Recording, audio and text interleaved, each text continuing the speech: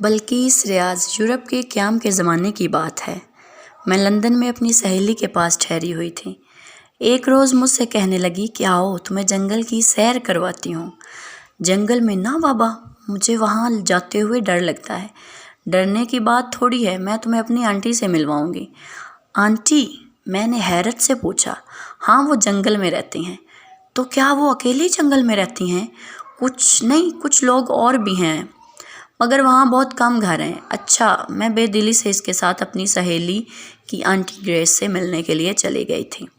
1 گھنٹے کی ڈرائیو پر جنگل آ گیا تھا۔ ہم دونوں ایک چھوٹے سے گھر میں آنٹی کو ڈھونڈنے لگی تھی۔ وہ باورچی خانہ میں چائے کا اہتمام کر رہی تھیں۔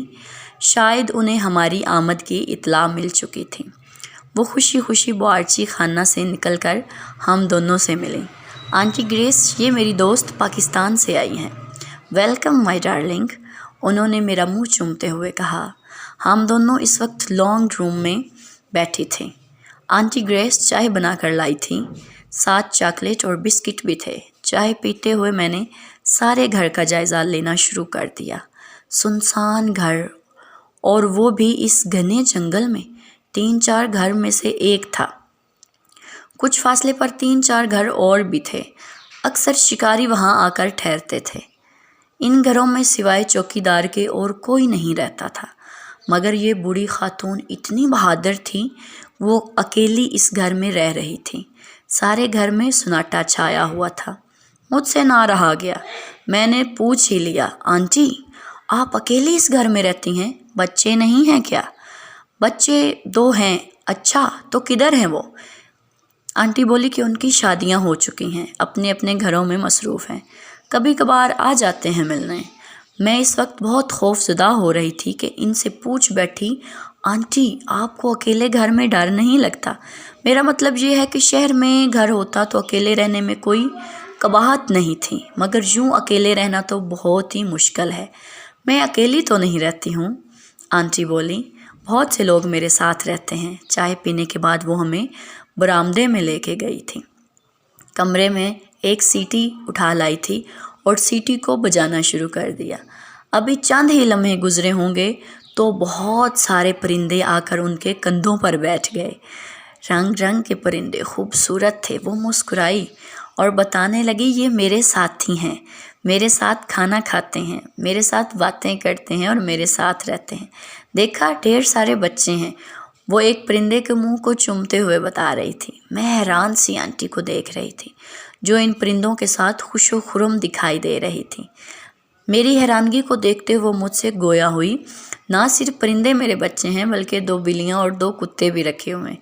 میں پریشان ہو گئی کہ پوچھ لیا ان سے، اس گھنے جنگل میں اکیلے رہنا، وہ بھی بوڑھی خاتون کا، یہ بات میرے لیے بہت ہی حیران کن تھی۔ صرف پرندوں کو اپنی اولاد بنایا ہوا تھا۔ آنٹی گریس نے 2 بلیوں کو بلایا، وہ چپ چاپ آ کر ان کے قریب بیٹھ گئی تھیں۔ کتے اس وقت کہیں گھوم پھر رہے تھے۔ آنٹی، یہ جانور یعنی کتے اور بلیاں آپس میں لڑائی نہیں کرتے؟ میری بات کا جواب دیتے ہوئے بتانے لگی، پہل تو ان کی لڑائیاں ہوتی تھیں، مگر میں نے ان کی تربیت کرنے میں بڑی محنت صرف کی ہے۔ اب اتنے مہذب اور تہذیب والے ہو گئے ہیں، جو ہی لڑنے کی کوشش کرتے ہیں تو میرا اشارہ پاتے ہی خاموشی سے اپنی اپنی جگہ پر بیٹھ جاتے ہیں۔ مجھے تو رہ کر خیال آ رہا تھا کہ ایک انسان کی تربیت میں خاصا وقت درکار ہوتا ہے، مگر آنٹی نے جانوروں کی، پرندوں کی تربیت کی ہوئی ہے، اور وہ بھی اتنے اچھے طریقے سے۔